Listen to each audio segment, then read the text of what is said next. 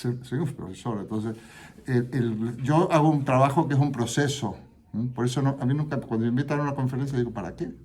Papá, yo mando si quieres un texto o buscan. Aquí se trata de partir de una base, que como bien dijo Jesús, eran muchas cosas, y hacer un recorrido y llegar a algo. Llegar a algo. Y el reto para personas que no necesariamente, que no vienen de unos estudios de filosofía, más allá de los que pueden haber estudiado en el bachillerato. Si hay alguien de filosofía, que a veces hay, pues muy bien. Entonces, hacemos una recapitulación siempre antes de cada sesión de lo que hemos hecho en la anterior, que yo supongo que queda más o menos claro. Y aquí, claro, ya me vengo con un esquema. El abandono de la religión unido al rechazo a la idea de Dios tiene consecuencias. El tema es que ha habido un abandono por muchísimos motivos de todo esto, ya no está en boga, el número de no creyentes crece enormemente, lo cual no está mal, porque para creer mal es mejor no creer, para creer mal. Ayer estaba con un amigo mío argentino que ha venido y le decía eso. Hablamos de la espiritualidad, que ya lo iremos perfilando a lo largo de estos días, como un plus, para mí es como un plus de la inteligencia. O sea, no es nada del otro mundo, no es una iluminación divina, no es nada de esto, simplemente que la inteligencia, que no es solo un privilegio de los humanos, sino también los animales tienen inteligencia, faltaría más, y una inteligencia lógica aplastante, y memoria, y todo, cualquiera que tenga una mascota, la memoria que puede tener la mascota es increíble, ¿no? Entonces, para mí la inteligencia es un plus, y en eso sí se distingue nuestra inteligencia de la inteligencia animal. Es un tema muy interesante. Hay muchos experimentos también de inteligencia animal. La psicología animal es una rama muy interesante. Pero la psicología animal es una rama muy interesante porque en realidad va dirigida al humano. ¿Por qué nos interesa conocer la psicología de los animales? Bueno, porque nosotros también somos animales. Y entonces, todo lo que hay en un ser humano está también en los animales de una manera más o menos desarrollada, más o menos virtual o no. Entonces, de eso que yo le llamo espiritualidad, los conceptos aquí no son exactos. Más bien hay que describirlos, ¿no? Hay maneras de describir conceptos que son definiciones de alguna manera, ¿no? Pero por otra parte hay otros que se definen o se los describe, mejor dicho, son descriptivas, digamos. Hay algunas que son como esenciales, que son definiciones, y otras descriptivas. Entonces decimos lo que es tal cosa, bueno, y damos ejemplos y más o menos nos aproximamos, porque no hay otra manera. Entonces, decíamos que la espiritualidad tiene que ver con esa zona desde donde emergen nuestras preguntas fundamentales. Esas preguntas no las hacemos solo nosotros. Y ahí tenemos un vestigio de eso que yo le llamo espiritualidad, que se le puede llamar de otra manera. Es como cuando Freud hablaba del inconsciente. El inconsciente no se puede demostrar, no es algo, pero sin embargo hay conducta, hay pruebas de algo que emerge del inconsciente. Y hice un ejemplo y empecé también a dar algunas pinceladas de lo que era el mundo convulso, y teníamos el ejemplo más clarísimo del genocidio en Gaza. Genocidio en mi caso con todas las palabras, con todas las letras, sin ambajes. Muy bien, empezamos entonces.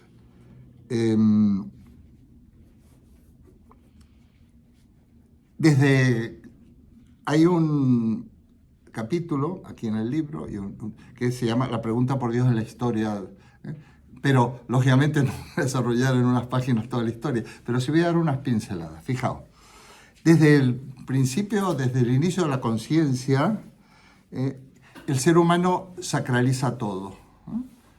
Aquello que sea el sol, el agua, el fuego, sacraliza todo. Sacralizar es una manera de interpretar algo que es importante, ¿no? que es significativo, que es importante en la vida, ¿no? de esas personas. Entonces se tiende a sacralizar. Sacralizamos no solo cosas materiales, sacralizamos conceptos o términos que significan situaciones, estados de ánimo. Por ejemplo, podemos sacralizar el amor, podemos sacralizar la democracia, podemos sacralizar la Constitución, por ejemplo. La Constitución, algunos dicen del 78, van en contra entonces de esa sacralización. Podemos sacralizar muchas cosas. O sea que hay también una tendencia a sacralizar. Y si no sacralizamos, podemos sacralizar cosas mucho más triviales, o por lo menos darle una importancia capital, qué sé yo, hacer un equipo de fútbol. Un equipo de fútbol. Hay gente que lo pasa muy mal cuando pierde su equipo. Yo los conozco.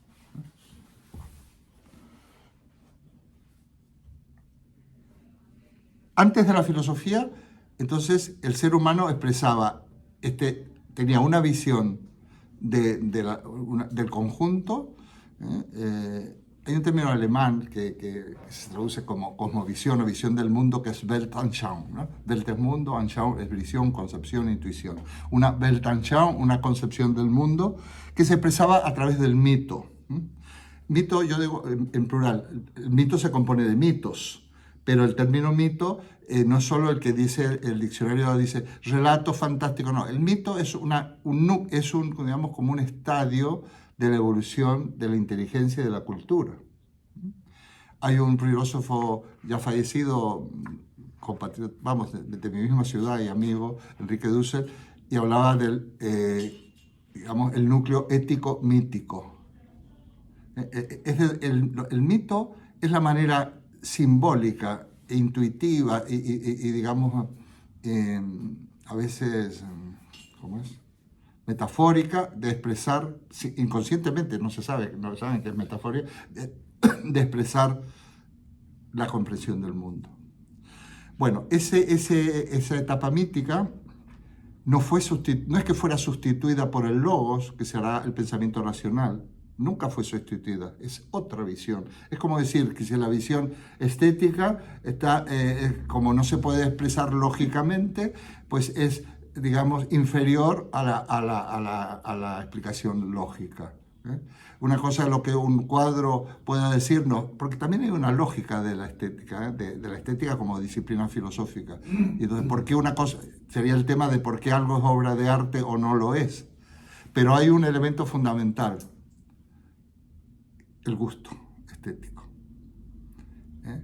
Yo me acuerdo una vez, hace muchos años, íbamos con alumnos en mi temporada del instituto, y con una guía de una profesora de arte muy buena, fuimos a ver una exposición ahí en la Fundación Marx, y no sé si era Kandinsky, uno de estos, y entonces los alumnos, que además les faltaban estructuras mentales, también otro tema, algunos, digamos, como ya eran grandes, eran del último curso de bachillerato, unos se fueron, iban en metro, unos no llegaron, otros llegaron pero se quedaron en la cafetería, y de los que entraron, que a lo mejor sido la mitad, entonces lo único que decían algunos era, este me gusta, esto lo puedo hacer yo, esto lo hacen los niños.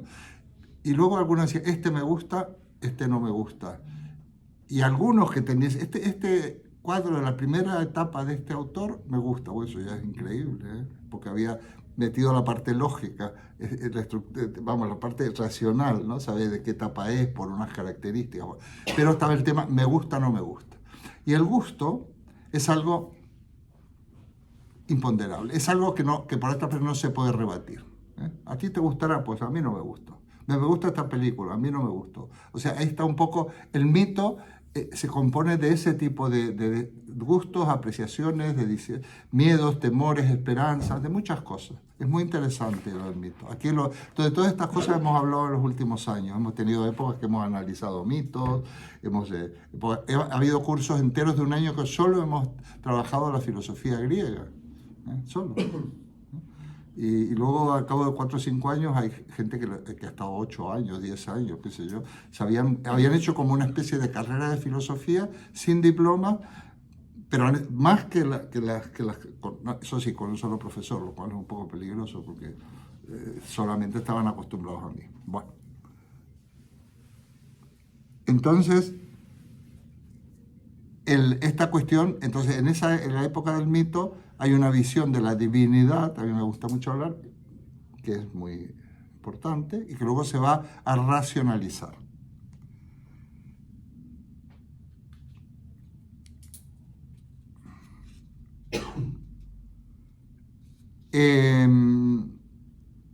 Uno de los primeros filósofos del grupo, a veces se los conoce como presocráticos, es Parménides, ¿no? Que no lo voy a desarrollar, pero aquí, aquí hemos estado como 3 o 4 sesiones enteras o más con Parménides, destripando el poema de Parménides, que son unas pocas páginas que se han conservado, ¿no? Porque la mayoría no se conserva. Habla del ser. Lo que buscaban, cuando aparece el logos, el pensamiento racional, lo que buscaban estos pensadores, estos filósofos, era precisamente cuál era el principio de la naturaleza. Lo que dice, ¿os acordáis? Lo que dice estudiado de China, el arjé de la física. Física, naturaleza, arjé, principio.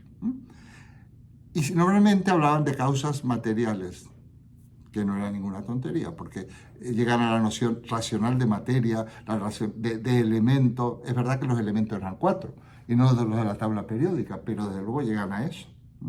Y entonces, el aire, el agua, el fuego, que eran elementos primordiales de la naturaleza y que consideraban que ese era el origen. Y viene uno de ellos, de Elea, Parménides, y dice, el arjé, bueno, es el ser. El ser. Menudo asunto. Ser no tiene nada que ver con ser humano. La gente asocia muchas veces ser con ser. Ser. Meternos en qué es el ser es una cosa compleja. Pero el ser, para que nos, tal como lo define Parménides, que aquí yo hago es un párrafo de este libro, es uno indivisible, inmutable, bueno, para abreviar, el ser es todo lo que es el primero que racionaliza que la naturaleza es el ser. ¿Y qué es el ser? Todo lo que es. Quiere decir, todo lo que existe, el todo es el ser. Por eso el ser es uno indivisible, pues no podemos dividirlo. Pero no es porque, claro, no puede haber dos todos. No puede haber dos todos. Porque aparte, lo divisible es lo material, además. ¿Qué es el ser inmaterial? Sí, bueno, el ser es una conceptualización de lo material, pero no se puede dividir. Como decimos el universo, pues el universo abarca todo. ¿Dos universos? No puede ser. Los dos, porque no hay nada que separe un universo del otro y por lo tanto se pegan. El universo es todo. Bueno. Y entonces, el ser es una aproximación racional muy interesante a que todo, al fundamento y lo verdaderamente central de la naturaleza, que siempre para los griegos es material, ¿eh? Es materia. Lo que pasa es que la materia también se los trae, ¿no? Bueno. ¿Qué quiere decir que la naturaleza es el ser y que el origen es la propia naturaleza? Que ellos no se preguntaban por un origen en el sentido temporal. La naturaleza es su propio fundamento, la propia estar en sí misma de la naturaleza. Y la naturaleza para los griegos está desde siempre, está. No hay que decir es eterna, porque el concepto eterno es un concepto judío-cristiano. No, digamos, el no ser, por ejemplo, no es la nada, porque está el ser y el no ser, y dice, el ser es, el no ser no es imposible que el ser no sea o que el no ser sea. Los principios lógicos, el principio de identidad, de tercero excluido, de no contradicción, los principios lógicos de donde viene la lógica binaria, también los está poniendo Parménides, gracias a la cual está funcionando toda la tecnología que tenemos, ¿eh? Bueno, por ahora. Muy bien, hay otros tipos de lógica. Muy bien. La intuición de fondo, en esta visión de Parménides,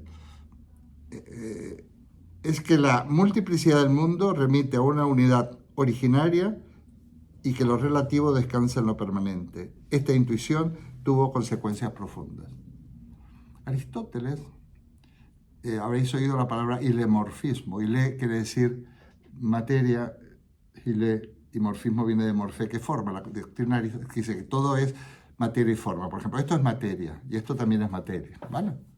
¿Qué diferencia hay entre estas dos porciones de materia? La forma. Pero no me refiero a la forma, que esto es un libro y que esto es un estuche. Es muy importante porque Aristóteles podrá explicar el cambio para la gente de física y de ciencia. Precisamente el cambio permanece en la materia y cambia la forma. de cambio sustancial. Y el cambio accidental permanece la sustancia, o sea, todo el conjunto, y cambian los accidentes. Por ejemplo, yo soy el mismo que cuando era un niño, pero he cambiado mucho en todos los aspectos.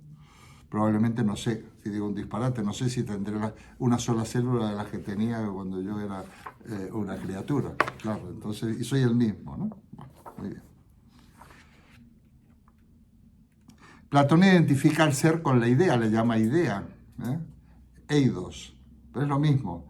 Lo que pasa es que no voy a entrar en detalle, pero la idea sería, hay una idea suprema, que es la idea de bien, ¿no? Que digo porque tanto la noción de ser de Parménides como la idea de Platón, de alguna manera cuando el judeocristianismo confluye con la filosofía grecorromana, va a dar un poco como resultado más o menos la noción de Dios vigente en Occidente y a veces hasta nuestros días, ¿no? Entonces, la idea de bien, dice Platón, es lo que hace inteligible a las demás ideas. ¿Os acordáis del mito de la caverna? Los hombres encerrados en una caverna, encadenados, que solo podían mirar hasta el fondo de la caverna, veían sombras, y ellos, como estaban ahí encadenados, desde siempre, no se investiga, desde siempre están encadenados, la realidad es las sombras que ven.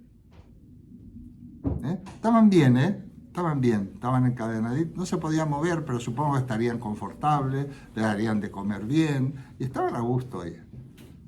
Hasta que uno de ellos, por lo que sea, se zafa de estas ataduras y sale de la caverna, que había que subir. Era complicado salir de la caverna, una subida escarpada, ¿no?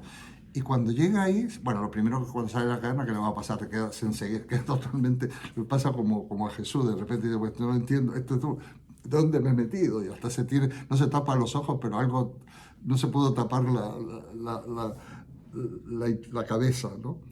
Y entonces, cuando empieza a abrir los ojos, se da cuenta, empieza a ver las cosas, la luz del sol, y entonces queda totalmente, no sé, eclipsado por esa visión. Y bueno, y se acostumbra, porque hay que acostumbrarse, a la luz hay que acostumbrarse. Si estamos en la oscuridad, salir de la oscuridad a la luz, imagínate toda la vida. Vamos a ir rápido.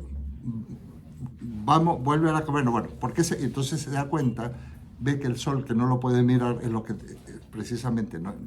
Fijaos, el sol no lo podemos mirar, pero gracias a que hay sol podemos ver las cosas, porque si no las iluminara el sol, sería la oscuridad. Baja a la caverna, se los cuenta, lo quieren matar al hombre, es un problema, vienen a complicarles la vida, déjate, bueno, lo tratan mal, porque si estaban fenomenal, ¿verdad? ¿Qué me vienes con tonterías de que nos vamos a ir afuera, ¿no? Estaban muy bien. En la zona de confort que le llaman ahora. No me compliques la vida, si yo estoy fenomenal, ¿qué me estás trayendo inquietudes tan extrañas, de cualquier tipo, político, moral, lo que sea, ¿no? Bueno, entonces, esa idea de bien va a venir estupenda luego para el judeocristianismo. Platón también pone una especie de creador, que es el demiurgo, pero el demiurgo es una especie de artesano. Lo que hace el demiurgo es el que realmente construye, digamos, las cosas a partir de una materia preexistente, que es la de la física, la materia universal. Es interesante, la gente que estudia de física y de estas disciplinas, cómo en pocos años se descubre la noción de también no solo de materia, de elementos, de combinación entre elementos, de átomos. Bueno, eso es increíble, eso es una maravilla, porque es todo unas conclusiones lógicas, ¿no? Lógicas. Y que están vigentes hasta nuestros días. El de nada se pierde, todo se transforma, y lo tenían clarísimo los científicos. Es muy interesante. No digamos nada del avance luego. En matemáticas eran más flojos los griegos por la notación. Y cuando ya en Alejandría, que tienen otra notación, la ciudad fundada por Alejandro, donde se van los aristotélicos, porque en Atenas estaba la academia del Liceo, pero la academia seguía fuerte. Entonces el Liceo sobre todo se desarrolla en Alejandría, en la época helenística, y ahí tenemos Ptolomeo, que es un genio. Ptolomeo es mucho mejor que Copérnico. porque Ptolomeo hace mediciones de verdad. Otra cosa es que hay que cambiar el centro desde el cual se hacen esas mediciones. Ptolomeo era una intuición interesante, el geocentrismo, que ya había habido, y Parco de Samos ya había formulado el geocentrismo y no le hicieron caso, ¿no? Pero las mediciones de Ptolomeo son increíbles. La matemática se desarrolla gracias a otro tipo de notación. Porque, a ver, operar en aritmética con la notación griega, que es como la romana, ¿eh? En vez de poner el número, es como un alfa con un apóstrofe, bueno, es imposible. Por eso eran grandes geómetras. La geometría es fundamental, ¿no?, para los griegos. Bueno, en fin, apasionante, también lo hemos dado aquí, apasionante. Por cierto, estos vídeos deben andar por ahí en los archivos de la Popular. Luego tenemos a Santo Tomás de Aquino. Santo Tomás de Aquino, un genio, admirable filósofo, no tiene nada que ver con como comenté, con el Santo Tomás que se explicaba aquí en la época yo acuño un poco el término de la nacional filosofía, donde solo explicaba tomismo, pero si Santo Tomás habría levantado la cabeza, sale corriendo. Santo Tomás fue perseguido. De su obra fueron incluso post-mortem prohibidas. Santo Tomás, incluso, esto no lo voy a afirmar, pero se especula, algunos han especulado que hasta fue asesinado, bueno, joven, fue envenenado en un viaje que iba a uno de los concilios y que iba a presentar unas propuestas muy avanzadas, ¿no? Entonces, bueno, Santo Tomás de Aquino, las famosas 5 vías de la existencia de Dios, son muy interesantes, ¿eh? Pero a Santo Tomás no se le ocurre demostrar la existencia de Dios. A Santo Tomás lo que hace, además está textual, debe decir, porque lo sé, porque lo podemos saber cualquiera. Santo Tomás, aplicando los principios aristotélicos y platónicos, la filosofía es griega, ¿eh? Luego en la Edad Media se cristianiza, la filosofía es griega. Lo que demuestra Santo Tomás, utilizando por ejemplo el argumento de Aristóteles del primer motor inmóvil, es que hay una causa primera de todo, que debe haber está actuando ¿cómo es? El principio principio de causalidad aristotélico que va a imperar en la ciencia hasta Isaac Newton, ¿eh? Hasta esa época impera. Entonces, si hay un efecto, requiere una causa, y esa causa a su vez un efecto, pero no nos podemos, esto es pura deducción lógica, no nos podemos remontar al infinito en efectos que a su vez son causados por otra causa que a su vez es causada. Tiene que haber un primer analogado, o sea, un punto de partida del movimiento. Esto les viene muy bien a los cristianos, porque cristianos tienen una visión del tiempo bíblica, marcada por la tensión que existe entre la promesa y el cumplimiento de la promesa. O sea, ellos están siempre esperando a la tierra prometida, ¿no? Entonces ellos van peregrinando, salen de Egipto, van por el desierto, siempre esperando el momento de que venga el Mesías. Tienen una visión lineal del tiempo. Los griegos tienen una visión circular del tiempo. Dentro de una visión del mito, como cada 100 años o 1000 años, todo se vuelve a repetir. Y hay como segundas oportunidades también. Entonces esta circularidad del tiempo está de alguna manera digitado por las parcas, ¿no? Que son las diosas distintas diosas, entre ellas una es la Moira, que es la diosa del destino. Muy bien, entonces, lo que dice Aristóteles, que es la ciencia antigua, que tiene que haber una causa primera, que hay una idea que Dios es el ser perfecto, se basa en Platón, hay una idea, todo tiene una idea, esto concreta la idea del libro, bueno, un ser artificial, ¿no? Pero la idea del libro es el concepto universal, lo que podemos predicar de ¿qué es esto? Un libro. Libro no existe, existe cosas que desarrollan o encarnan esa idea, no existe el hombre. existirá en todo caso la humanidad, pero el hombre es como decir, un soldado. Soldado no existe, existen ejércitos. Pero soldado como concepto no. Hay este soldado, muchos soldados, por lo tanto las ideas son siempre indivisibles, es como el ser de Parménides. Los universales lógicos no se pueden dividir. Hombre, todos nuestros significados, todas nuestras ideas que son significados, los que figuran en el diccionario, no existen. Existen algo que cumple, que es eso, son predicados. Esto es un libro, esto es un... Bueno, había un mundo ahí. También hemos dado clases de lógica. Hay un vídeo donde está María Oliva, yo lo hacía pasar a la pizarra, a los participantes, y los valientes pasaban y resolvían en fórmulas lógicas diversos ejercicios de deducción lógica. Esto lo hemos hecho aquí. Y no sabían nada de lógica. Y una se equivocó en un momento dado, yo había dado unos ejercicios para cuando explicara algo, y viene y dice, bueno, y los había resuelto, porque pensó que lo tenía que resolver. Marisa. Las cosas como no son, las puedo decir, pero es sorprendente nuestra Marisa. Muy bien.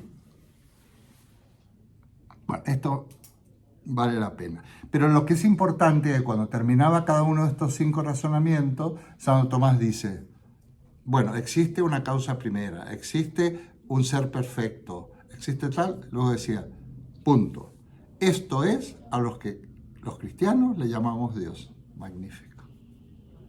Porque el pensamiento racional, la filosofía, preparaba para la fe, porque no, digamos, las personas normal, bien, las personas, nos repugna creer en lo absurdo, en lo que no entendemos. Entonces, una cierta comprensión abona la posibilidad, fortalece la fe. Él decía, la filosofía es anquila teologia, es decir, servidora de la teología. En el sentido de que era propedéutica. Todo lo contrario de lo que pasó en la actualidad, en donde siempre decían, pues tú estudias filosofía, seguro serás ateo, porque sí, bueno, claro, porque en un pensamiento racional y científico a veces no te queda realmente lo otro no ha lugar. En cambio, en la Edad Media, ahí viene el famoso de San Agustín, que yo me lo he saltado, que es, bueno, hablando, que me lo acabo de saltar, estoy viendo en el esquema, ¿no? Cuando dice San Agustín, creo lo que entiendo y entiendo lo que creo. El famoso, tiene un nombre, credo ut intelliga. Es más fácil creer en algo que se entiende. Esto entonces fue la labor que hicieron personas y pensadores como San Agustín o Santo Tomás de Aquino, porque están separados por 600, 700 años, ¿no? Bueno, esto es muy interesante. Entonces, en aquella época se explicaba aquí las demostraciones de la existencia de Dios. ¿Cómo vamos a demostrar la existencia de Dios? ¿Cómo? ¿Para qué queremos la fe entonces? Ha habido pensadores que han considerado, pero son herejías, el catolicismo la considera, que se puede comprender y explicar racionalmente la existencia de Dios. Es una herejía. Porque en el fondo la fe, yo estoy hablando de la doctrina, no estoy hablando de lo que yo pienso, es una gracia, se te concede, la tienes o no la tienes. Pero luego, si por tu cuenta llegas a probar que Dios existe, no se puede. Ni aún en las más optimistas y abiertas de las vías espirituales de aceptar una divinidad, la existencia de Dios llega un momento que o la aceptas o no la aceptas, pero no como resultado de una deducción lógica. Ni de otro tipo, ni de otro tipo. Ya lo veíamos. Luego aparece un personaje, voy deprisa, vamos bien. Un personaje que es Descartes, el famoso Descartes de cogito ergo sum, pienso existo, también lo hemos explicado aquí, que en un determinado momento él parte de cero, ¿no? Intenta hacer tabula rasa, partir de cero, porque dice, vamos a empezar a ver si realmente se puede afirmar algo que sea totalmente irrefutable. Y el famoso pienso existo es irrefutable, tiene razón. Otra cosa es que hasta dónde se puede avanzar con esto. Porque no es pienso luego existo, se ha traducido fatal. Es que tengo un problema de las traducciones en filosofía y en todo, se ha traducido fatal, no es un razonamiento, es pienso, dice en francés, je pense, donc je suis. Pienso, existo. En tanto pienso, me intuyo existiendo, pero no es el resultado de no es una premisa y luego el otro es una conclusión. Pero en un determinado momento, y esto es una especie de contradicción, yo he estudiado mucho Descartes, porque yo tengo, como todo el mundo, especialidades, ¿no? Entonces la filosofía clarísimamente occidental, ¿eh? Yo he leído cosas del oriental, pero ni hablo, porque si yo lo que puedo saber lo sé por divulgación, no digo nada, respeto, pero no digo nada. Entonces, ese sí que demuestra la existencia de Dios, Descartes, el famoso argumento ontológico. No lo voy a explicar aquí, es súper interesante. Pero hay un parrafito en el libro que es completo. El argumento ontológico cabe en 10 líneas. En 10 líneas. A lo mejor hacemos si alguien lo apunta y, oye Eduardo, lo explica porque es muy interesante, pero quiero avanzar. Y realmente, para Descartes, que la garantía de la verdad es que yo pienso que es claro, que lo intuyo, claro y distinto, habría que explicarlo también, él está seguro del cogito famoso. Pero aún así, como era muy desconfiado, por decirlo de manera coloquial, dice, bueno, porque dice, ¿y no será que hay un genio maligno que nos está engañando y que aunque yo esto creo que es una certeza total, no lo es? Y entonces, por eso necesita a Dios. Dice, no, esto no es así, porque todo esto, Dios es la garantía de lo que yo considere verdadero, sea verdadero. Y ahí está en contra de su propio método. Entonces sería Dios como garantía del conocimiento. Bueno, es interesante. Kant. Bueno, Kant es fundamental. Fue uno de los filósofos que me marcó desde que empecé a estudiar con 17 años. Empecé la carrera con 17 años. Kant es el que de alguna manera dice en la crítica de la razón pura, que en realidad la crítica de la razón pura es una obra donde fundamenta el método de la física, de la ciencia física. Entonces va explicando, de las matemáticas, partiendo de la base de las matemáticas que se habían desarrollado muy bien en el siglo anterior. El propio Descartes es un matemático, es el fundador de la geometría analítica. Es la ciencia, el siglo XVII es el siglo de las matemáticas. Está Galileo, está Kepler, el 1600, Kepler, Galileo, Descartes. Y el siglo XVIII ya digamos, que es el siglo de la física con Isaac Newton, de la misma época que Kant. Y Kant, para él, el paradigma de ciencia es la física. Para Descartes, el paradigma es la matemática. Por eso él exige a los razonamientos el rigor de la matemática. En cambio, para Kant, lo que tiene que explicar es la física como ciencia, y esto está dedicado a la crítica de la razón pura. Bueno, en la crítica de la razón pura, en un determinado momento, como trata de estos temas de Dios, sobre todo los temas de la causalidad y de todo esto, es cuando se produce el agnosticismo kantiano. Kant, desde el punto de vista racional, no podemos afirmar nada ni a favor ni en contra de la existencia de Dios. Más de sentido común no puede ser. Toda persona medianamente abierta y racional, como mínimo, tiene que ser kantiano. No podemos demostrar la existencia de Dios, pero tampoco podemos demostrar la no existencia. Es una cosa que no es lugar, es otro ámbito de pensamiento. Pero en la crítica de la razón práctica famosa, para él es un postulado. Otra salida muy interesante a la espiritualidad. Dice, ¿sabes lo que pasa? Mi vida no tendría sentido si Dios no existiera. Por lo tanto, yo postulo la existencia de Dios. Y se acabó. A mí me parece muy interesante. Que crea en Dios el que quiera. Yo lo único que agregaría, bueno, cree bien, a ser posible, ¿no? Que tu creencia no esté un poco, vamos, tenemos bastantes argumentos en nuestra cultura occidental y judeocristiana como para creer en un Dios bastante majo, que te lleve, no a un Dios que te haga juzgar al otro, que de distintas conductas que lo acuses de que si es pecaminoso, que si es esto, no es ese Dios maledicente, no es ese Dios que es severo, no es ese Dios que sanciona, no es ese Dios de la Inquisición, no es el Dios de... No, ese no. Entonces, para él, la existencia de Dios, la inmortalidad del alma, son postulados. Hay gente que cree que hay otra vida. Bueno, ¿qué vas a decir? Pues muy bien, me parece bien.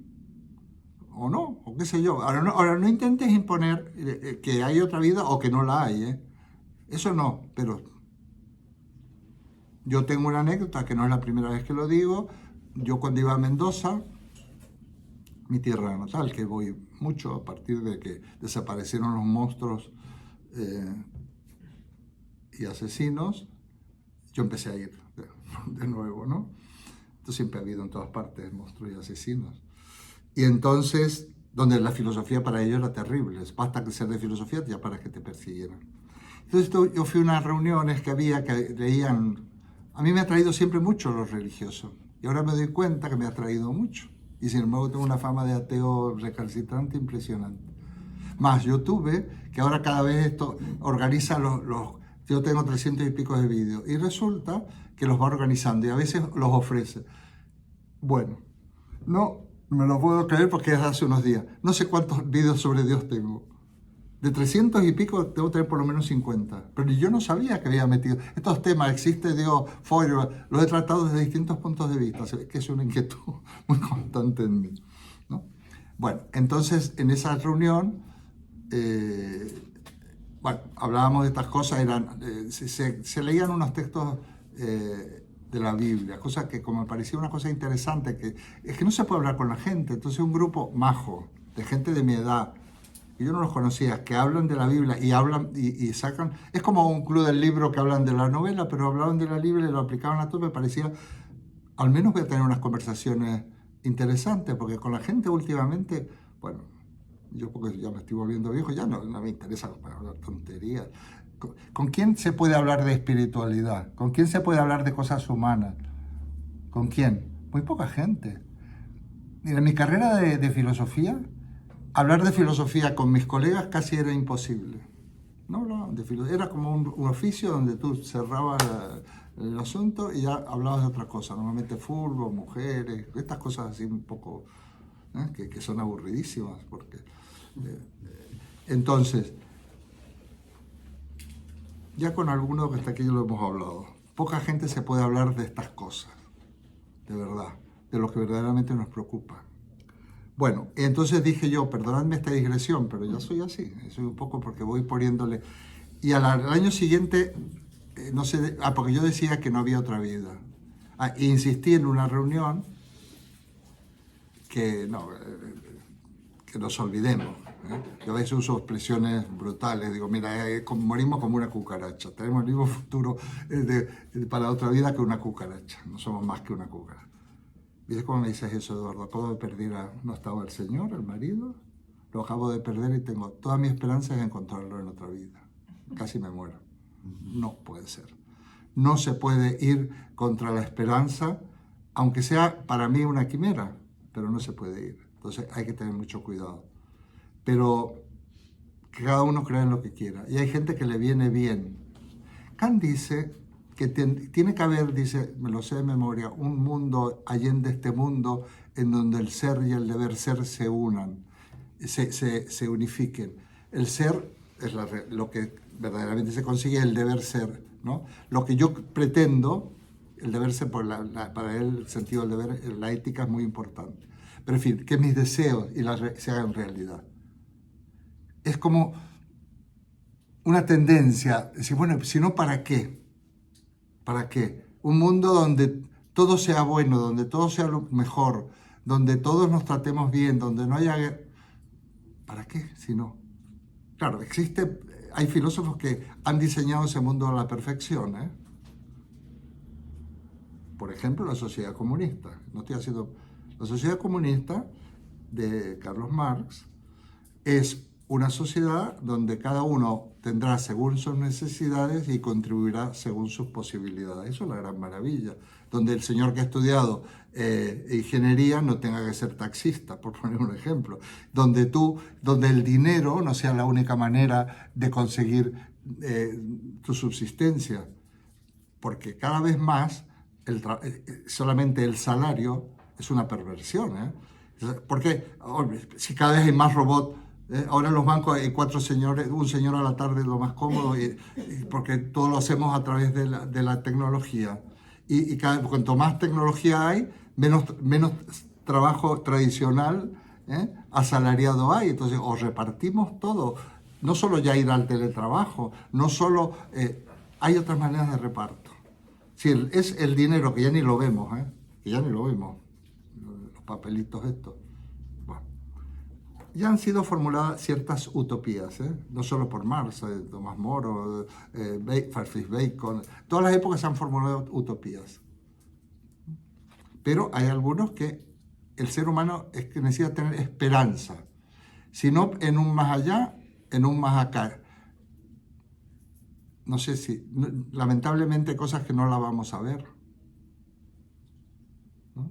Ya cuando te queda poco no lo vamos a ver, peor todavía.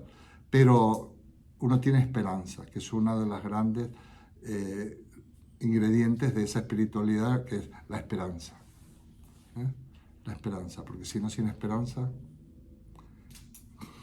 Muy bien. Digo, pues este señor, a ver, estás diciendo unas cosas, ¿verdad? Me hacen algunas caras cuando hablo de la sociedad comunista, que además es una maravilla. Es una maravilla. Esto quiere decir que es Stalin. No. Es como decir, la sociedad del bienestar es una maravilla. Este concepto de social bienestar, que por cierto, este amigo argentino dice, andaba por toda Europa, España es una maravilla. España es una maravilla. Y sin embargo, te dice a algunos que España va mal. Pero eso ya lo decía Aznar. España va mal. Terrible, porque puedo ser ateo, puedo ser comunista, estoy con... Me han tildado de todas esas cosas. No está mal, ¿eh? Me parece perfecto, orgulloso. Bueno, mira, ya en la época contemporánea, hablando de 18 y 19, el siglo XVIII y XIX, tenemos, de paso mencioné a Marx. Marx dice la religión, no voy a hablar mucho de él ahora, y tampoco en el curso, es el opio del pueblo. Yo pongo el párrafo completo en el libro. Bueno, por supuesto que puede ser el opio del pueblo. Eso no tiene nada que ver. Tú puedes ser un creyente maravilloso y sin embargo consideras que la religión es el opio del pueblo.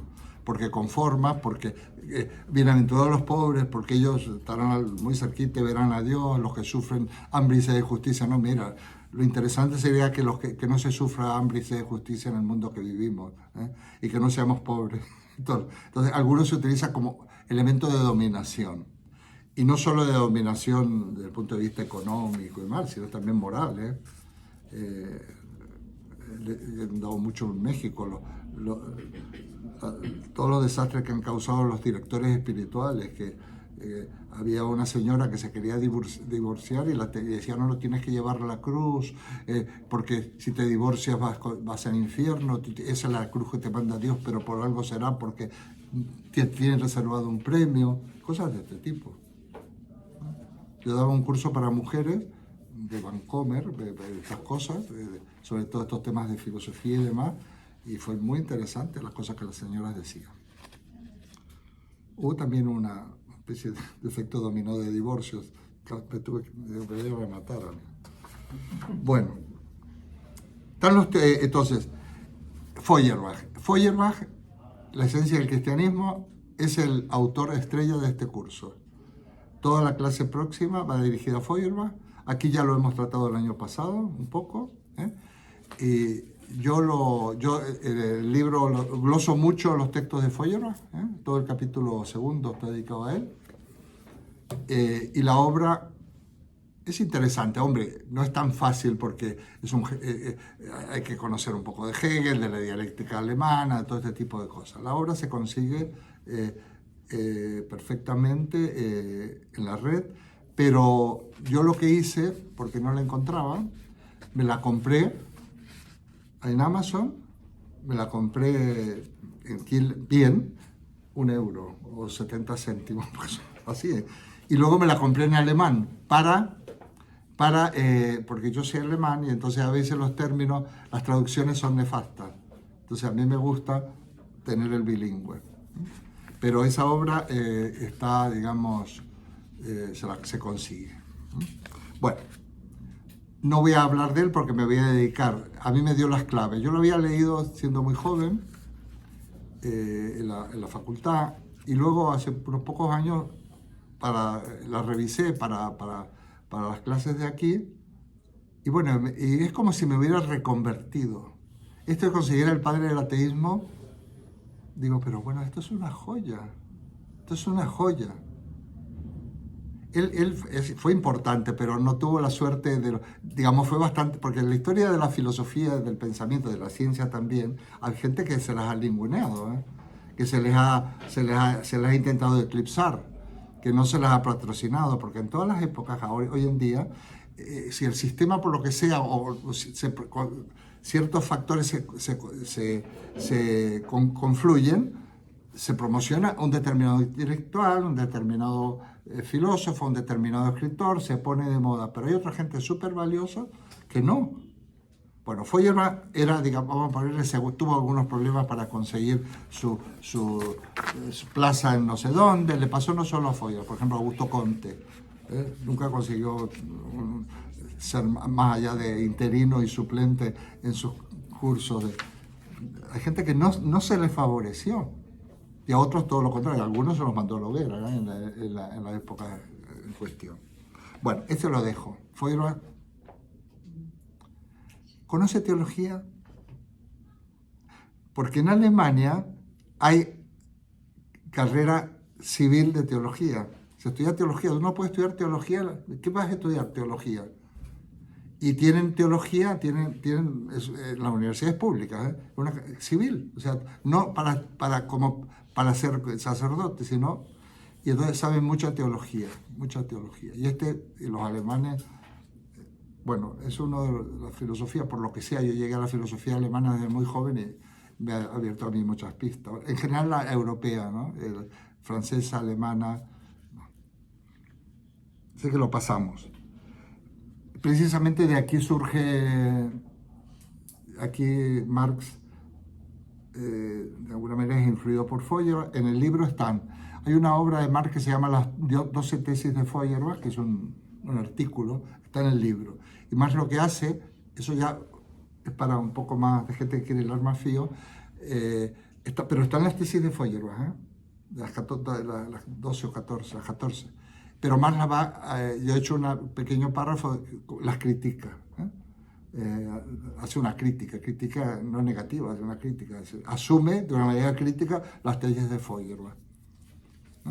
Esto ya es digamos, está en el capítulo de Feuerbach, que es bastante largo, y es quizás, a mí me parece, tiene cosas encantadoras en cuanto de cosas que dice Feuerbach, pero sería como el más difícil, creo yo. El más difícil, pero no para vosotros no, perfecto, hay que leerlo un poco más despacio y ya está. Y luego viene Freud, bueno, antes Nietzsche, ¿no? Nietzsche, que bueno, miren 1900, bueno, Nietzsche es impresionante el tema de Dios, impresionante. La famosa frase, Dios ha muerto, interpretar, no está hablando de Jesús, de la cruz, no está hablando de que Dios ha muerto, es de este Dios que ha muerto en nuestra cultura. Esto que decíamos, la ausencia de Dios. Pero él dice, bueno, bien, dice, Dios ha muerto, viva el superhombre, vive el hombre, ¿no? Übermensch. Tiene una traducción literal, Superman, terrible, ¿no? Pero yo siempre lo pongo cuando en las traducciones, que algunas cosas se me han traducido a otras lenguas y bueno, menos mal que en alemán es Übermensch, no Superman.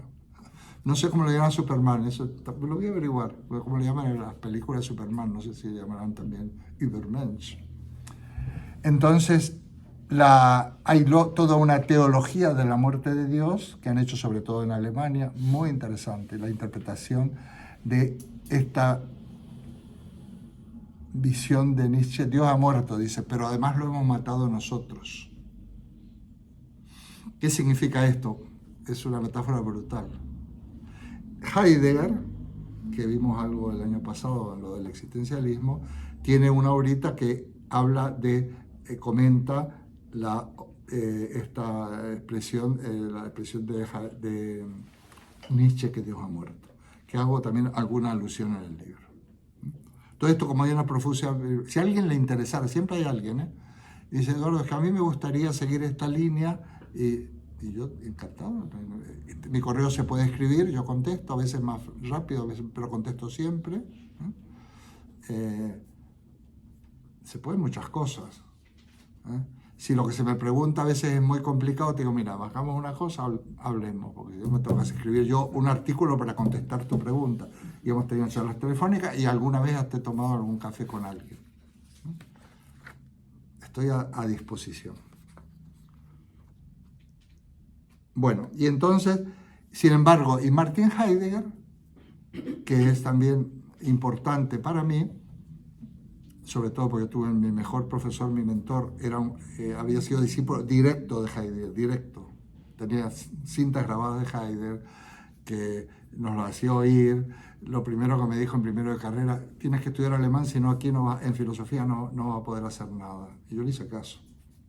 Estudiamos latín y griego, pero también le hice caso y fui a estudiar alemán. Heidegger, vamos a decir que de alguna manera la postura de Heidegger, él no contempla la existencia de Dios, pero sería como agnóstica, en un sentido como que, bueno, porque no se puede tratar racionalmente la cuestión de Dios. Hombre, se puede tratar racionalmente la sociología de las religiones, la sociología del religioso, perdón, la historia de las religiones, entonces, pero cosas tangenciales. Se puede tratar racionalmente desde el punto de vista psicológico, por qué la gente cree en Dios, pero en el fondo, el meollo de la cuestión, uno se puede aproximar. Bueno, este es Heidegger, cuando habla del ser, que Heidegger es apasionante también. ¿Qué significa pensar? Comentamos el año pasado. Bueno, hay varias cuestiones. Pero como va a aparecer después, ahora por esto sí, los otros, los primeros, para todos los institutos no, pero los otros sí, hay un capítulo para Marx, Sartre, Heidegger, Freud y todo esto. Sartre es ateo, digamos, convencido y categórico. Para él Dios no existe. Pero vamos a dejar esto para el capítulo donde hablamos de Sartre. El que Dios no existe precisamente es la garantía de la libertad del ser humano. Existencialismo tiene una obrita que la recomiendo, se baja fácilmente, que en realidad fue un artículo que se puede comprar, pero se puede bajar gratis. Yo a veces recomiendo algunas obras de filosofía, si se compran en Amazon, es mejor, se puede agrandar la letra, y a lo mejor algunas cuestan céntimos, como están céntimos, por ejemplo, Feuerbach y esto que nadie lo compra, también lo venden en la casa del libro 1, y la esencia del cristianismo, editado bien, te lo vende y te vale el precio de cualquier otro libro. Pero es bastante interesante, sobre todo las versiones, digamos, los e-books.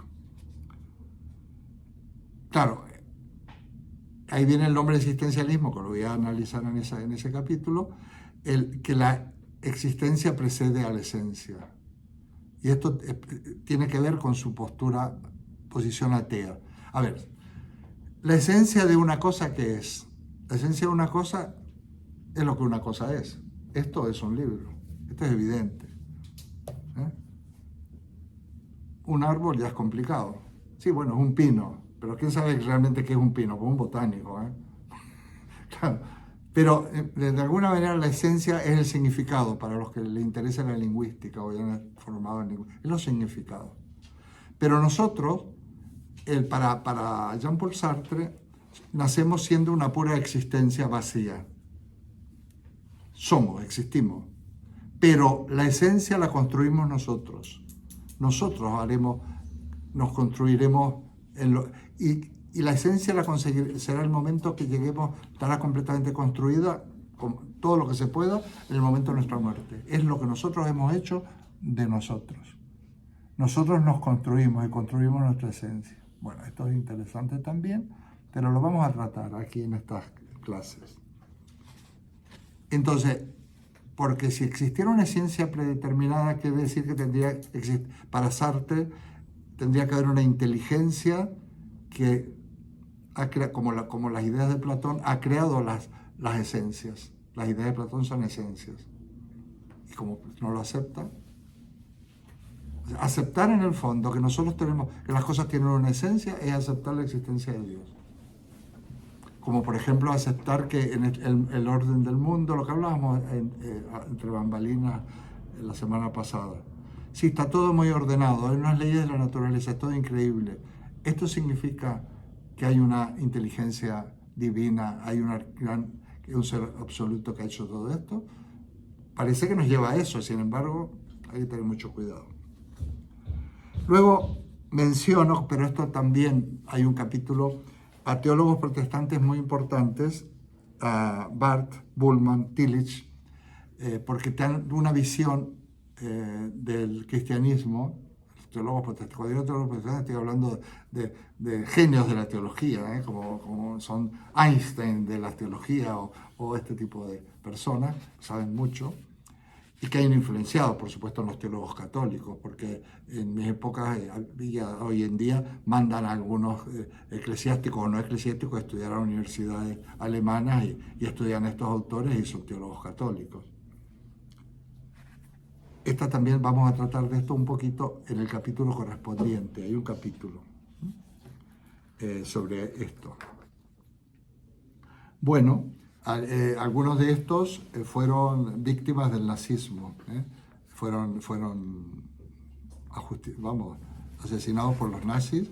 O sea, no todos porque también el nazismo estuvo contra el cristianismo inteligente, contra los teólogos inteligentes y comprometidos que nunca podían aceptar una cosa por el estilo. Uno de ellos, que es Tillich, emigra a Estados Unidos y ahí desarrolla su teología, se escapa porque a Estados Unidos y ahí pues le abrieron las puertas y le dieron posibilidades de desarrollo. Bueno, tengo un punto que sí que voy a destinar unos minutos. La segunda parte de este capítulo se llama La concepción de Dios en el pensamiento bíblico. En el borrador que tú me preguntaste, yo iba a poner pensamiento bíblico, o sea, hablo de la época del judaísmo y también de los testamentos, y pensamiento oriental. Pero lo quité, porque me di cuenta que me estaba saliendo una cosa que era demasiado floja en comparación a lo otro. Por ese motivo, porque yo nunca me he formado en eso. He leído, qué sé yo, algún Bhagavad Gita y alguna cosa de estas, pero no me es que es complejo aquello, Decimos pensamiento oriental con mucha alegría, pero hay tantas vertientes. Tienen unas opciones y unas salidas muy interesantes, pero que yo no las he conocido. Yo lo que digo a veces es que si quieres ser religioso, sé de tu religión cultural, porque es más fácil, es mejor. Porque, a ver, ser, qué sé yo, budista, entre medio de la contaminación, los ruidos del tráfico, el vecino que me ha puesto no sé qué rap arriba. Entonces, seamos nosotros, la religión nuestra, las religiones son todas interesantes y bastante parecidas en el fondo, pues la tuya es más fácil de entender. Y así todos son complicadas, porque entender lo de la Virginidad de María, lo de la Santísima Trinidad, que además da igual, no es necesario entender eso, María era mucho más que entender la Virginidad de María. Hay que leer a Saramago para eso, el Evangelio según Jesucristo. Bueno, entonces ahora vamos a esto. Bueno, como habéis hecho un repaso rápido, tenéis el librito y aparte ahora entramos, porque voy a profundizar, pero sí ahora quiero la concepción de Dios en el pensamiento bíblico. Dios, me voy a basar en el esquema como si hubiera puesto una proyección. No es una idea, aunque yo hablo de la idea de Dios. Cuando yo, la mayoría de las veces estoy hablando de Dios en este curso, es la idea de Dios. Porque si yo hablara de Dios es como si el término Dios indica algo que existe. Pues yo por ahora no he dicho nada. Tampoco es el ser de Parménides, ¿no? Ni la causa primera del universo. O sea, Dios no es en la Biblia ninguna de estas cosas. En esta perspectiva bíblica, Dios es alguien, es una persona trascendente, es una persona. Ahí viene una cosa que, a ver cómo la desentrañamos, pero se va a desentrañar también en capítulos posteriores. Dios no es causa primera, no es una idea, es persona. Es persona. El término persona es un término latino que quiere decir máscara. Dios es persona, no es una causa impersonal, no es energía, no es fuerza, no es causa, es persona. De hecho, se podría dialogar con Dios según la Biblia, y Dios te contesta o te castiga o te da un premio, lo que sea. En el libro del Génesis aparece un Dios que llama por el nombre, Abraham, Moisés. O sea, Dios te llama por tu nombre. Dios te promete una tierra y una descendencia, en el Deuteronomio, por ejemplo. Esa es la clave del Dios bíblico. Tierra y descendencia, que se lo están tomando demasiado en serio estos personajes que tenemos aquí.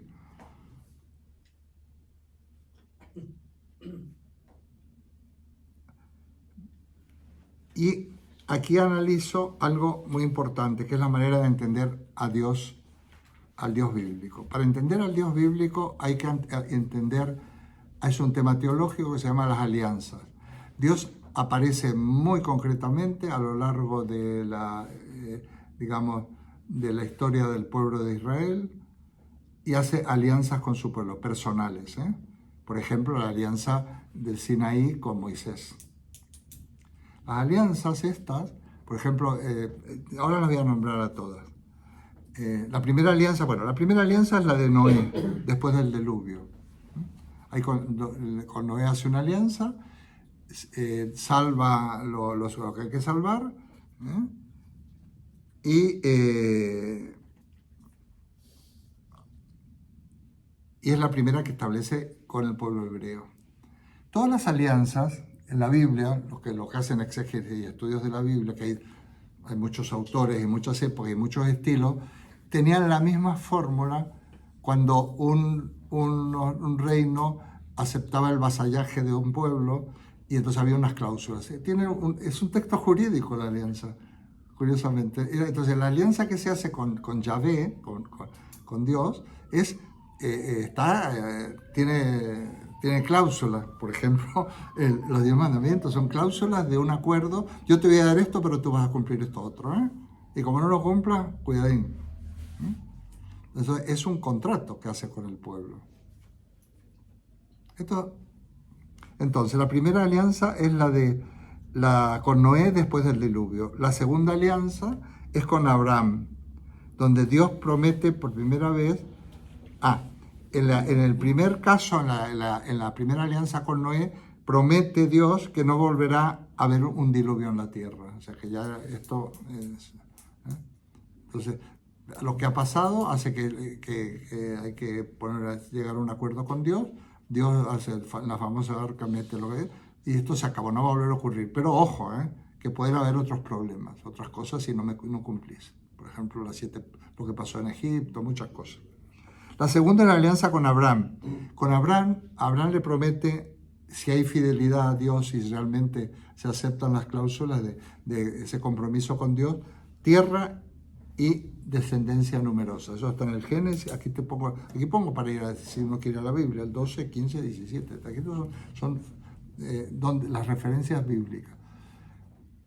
La famosa tierra prometida eran pueblos nómadas, de pastores nómadas pobres, andaban por el desierto transhumantes, donde llevando sus rebaños, los hebreos, y donde podían, porque las zonas buenas, las tierras buenas ya tenían su propiedad. Eran bastante débiles porque podía haber redadas y los llevaban de esclavos a donde fuera. Estaban siempre en peligro. Entonces, por ahí es tan importante la figura del patriarca, que era el más anciano. Por eso ellos imaginan un Dios como este señor de las barbas, este anciano. Porque ahí había el patriarca, que era un anciano, que era la autoridad completa. Era el que más sabía. Donde decía, bueno, ahora vamos a llevar el rebaño a tal parte, porque ya lo había hecho muchas veces. Sabía cuáles tierras eran mejores, a pesar de todo. En qué peligros había que sortearlo en ciertos pueblos que los iban a apresar y los iban a utilizar de esclavos. Eran los que administraban justicia. Cuando había algún litigio, eran los que administraban justicia. Desde por cosas triviales de la convivencia hasta cosas relacionadas con personales, cuestiones de familia, de matrimonio. Eran el más sabio. Bueno, ese pueblo, Abraham fue uno de ellos, que fueron los grandes patriarcas, los grandes profetas, se le promete, bueno, pero no os preocupéis, que si cumplís conmigo vais a tener una tierra y además una numerosa descendencia para habitarla, hacerla producir. Ellos no esperaban, ellos lo que esperaban era la tierra, verdaderamente, dejar de ser transhumantes, de tierra, y esto no va a ocurrir hasta David, el rey David.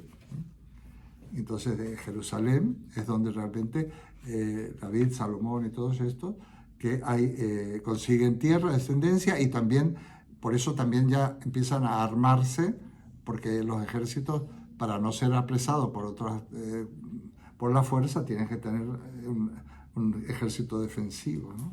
Bueno, que luego estos ejércitos defensivos se convierten se dan cuenta, son tan fuertes que ahora pueden ser ellos los que atrapen a los demás. La tercera alianza, esta se conoce que hay todo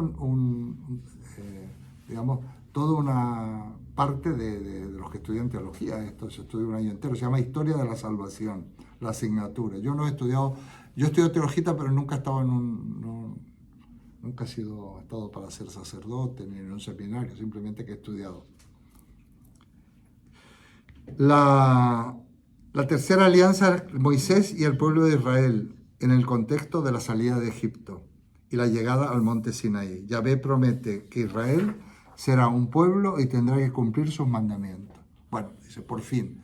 Pero claro, Moisés no iba a verlo, porque había fallado. Moisés no llega a la tierra prometida. Pero ya dice, bueno, ya es cuando finalmente van a arribar a Jerusalén. Esa es la tercera alianza. La cuarta alianza es la alianza con David, que le promete que su dinastía permanecerá para siempre, y aquí se funda la esperanza mesiánica, pongo yo. El tema que David, toda tu dinastía va a estar siempre, ya va a ser estable en Israel.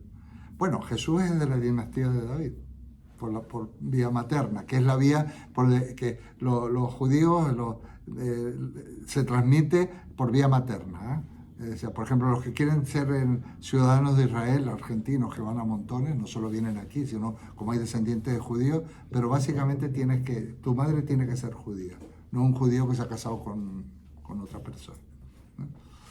Entonces, y luego, esas son las 4 alianzas bíblicas, y ¿habéis ido a misa alguna vez? Yo alguna vez he ido. Esta es la sangre de la nueva y eterna, es mi cuerpo, esta es mi sangre de la nueva y eterna alianza. La nueva alianza es la ya profetizada, que estaba profetizada en la Biblia, es con Jesús.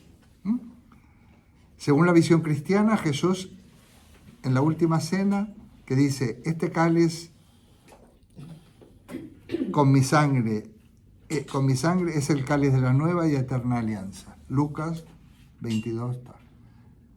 La alianza con Jesús. Dios promete perdón definitivo, esto es lo que promete.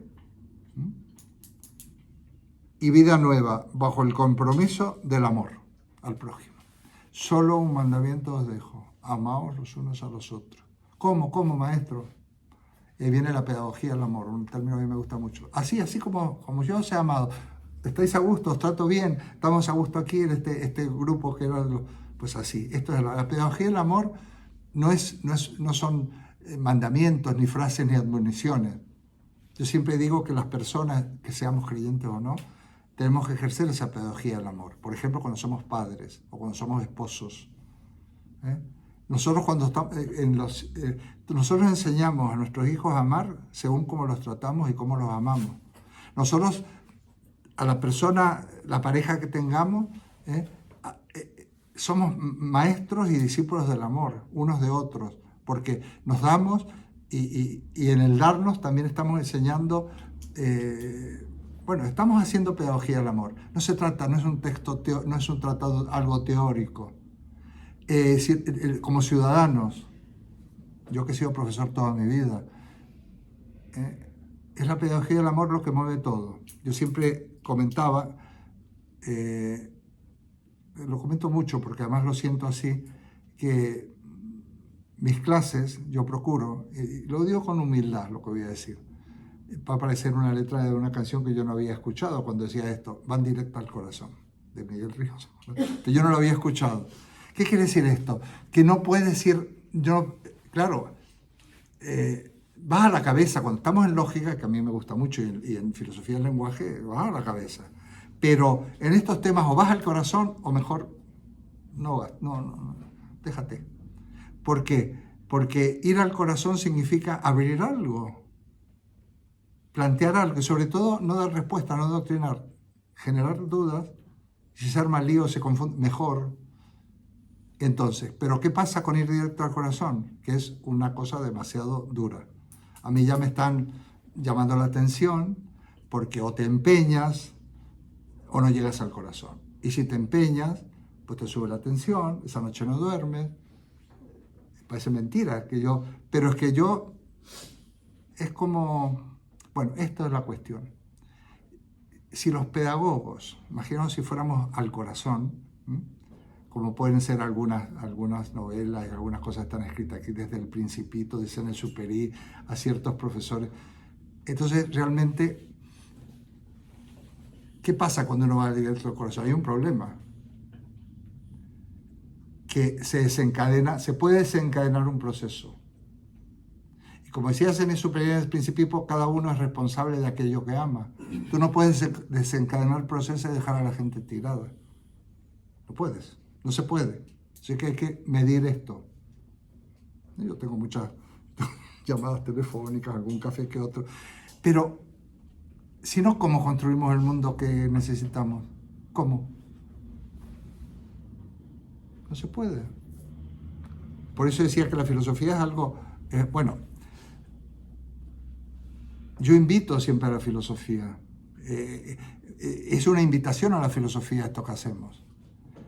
Y solo hago una advertencia. Ojo, que como entres no sales más. No sales más. Yo tengo gente un poco más joven, de México, otro lugar, se han puesto a estudiar filosofía. Tenían otras carreras. Ojo que no sales, porque es tan apasionante, tan increíble.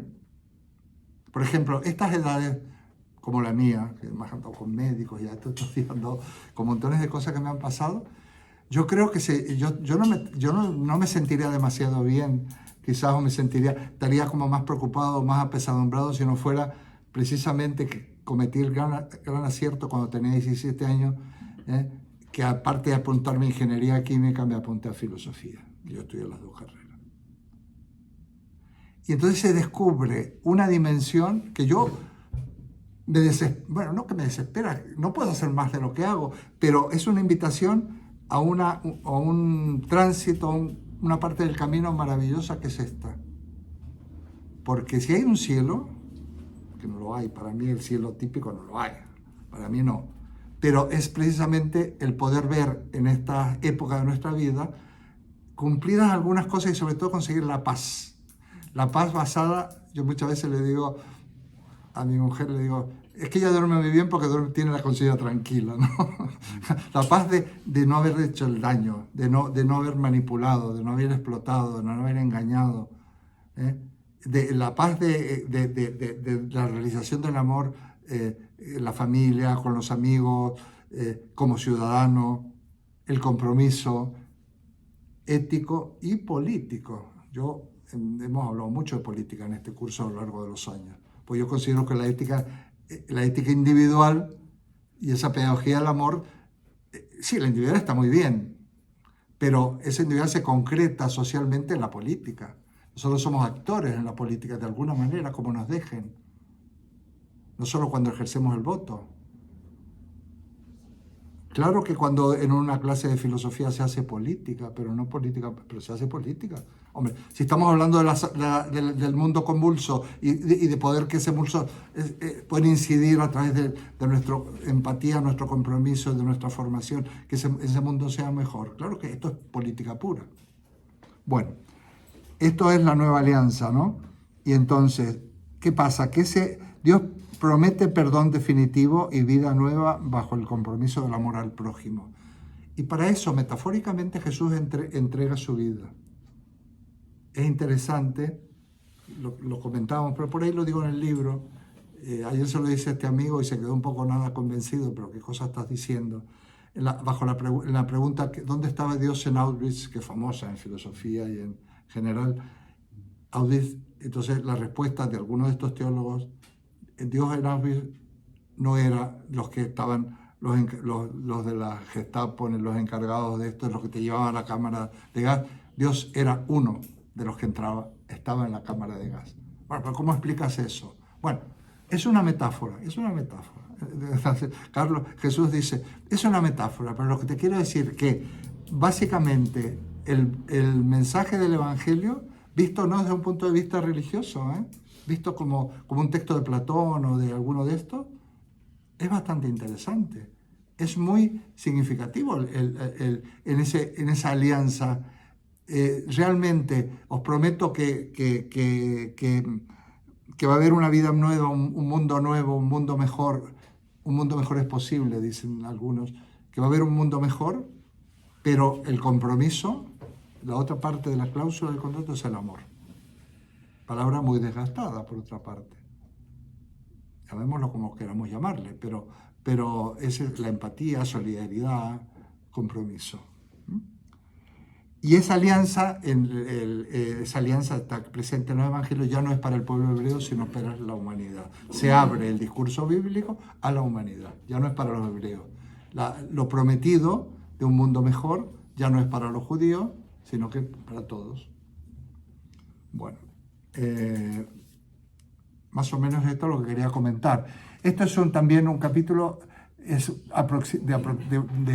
esquemático, de aproximación, pero para que sepáis que hay unos fundamentos. En el de Feuerbach, los que quedan ahora, nos queda Feuerbach y la esencia del cristianismo, la semana que viene. No. Que no es la que viene, es la otra, efectivamente. Ojalá sea capaz de motivaros a una lectura, si no directa de Feuerbach, sino algunos fragmentos de Feuerbach. Porque el modo como describe los sacramentos, el padre del ateísmo, es tan magnífico. Son obras que nos alimentan y nos hacen crecer. Esto, o el Evangelio según Jesucristo de Saramago, son casi nuevos relatos bíblicos.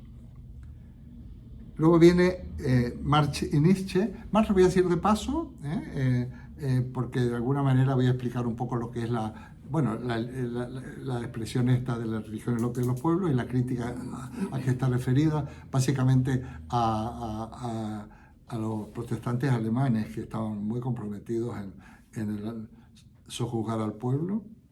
Y Nietzsche, que es otra joya. Es una joya inacabable, es una fuente impresionante de recursos. Luego voy a mencionar a Freud en el capítulo 4, el tema de la alienación religiosa, lo explica desde el punto de vista del psicoanálisis, pero es interesante. Pasaré por Sartre y Heidegger. De Heidegger, voy a decirle unas cositas.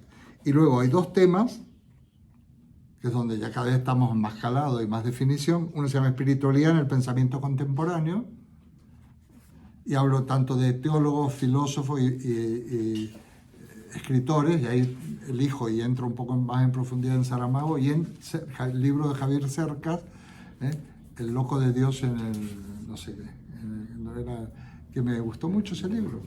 La verdad es que, como todo en la vida, yo, Javier Cercas, se había leído cosillas y cosas de ahí, de artículos y cosas en el país y cosas de estas, pero me manda como uno tiene buenos contactos de estos de las redes sociales que sirven para estas cosas, me dice, mira esto, y me manda el libro de Cerca, me ha impresionado, me lo tragué, efectivamente.